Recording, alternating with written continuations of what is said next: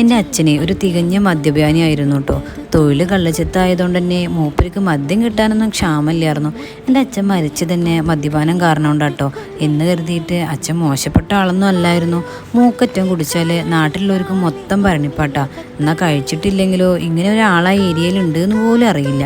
എൻ്റെ കുട്ടിക്കാലത്തൊക്കെ സ്കൂൾ വിട്ടിട്ട് വീട്ടിലേക്ക് വരാമെന്ന് പറഞ്ഞാലേ എനിക്ക് ദേഷ്യം. വേറൊന്നുമല്ല, വൈകുന്നേരം ഒരു 6 മണിയായാലും മൂപ്പരാൾ 4 കാലിൽ കയറി വരും. പിന്നെ അവിടെ കുട്ടിക്കലാശ. എനിക്കിതൊക്കെ ശീലമായതുകൊണ്ട് തന്നെ സ്കൂൾ വിട്ട് വന്നാൽ ഞാൻ അവിടെ നിന്ന് എസ്കേപ്പ് ആവും. എന്തൊക്കെ പറഞ്ഞാലും അമ്മ എന്ന് പറഞ്ഞ അച്ഛന് വലിയ കാര്യമായിരുന്നു കേട്ടോ. മച്ചി എന്ന വാക്ക് ഒരുപാട് കേട്ടതായിരുന്നു എൻ്റെ അമ്മ. അന്നൊക്കെ കൈവിടാതെ ചേർത്ത് പിടിച്ചത് എൻ്റെ അച്ഛനായിരുന്നു.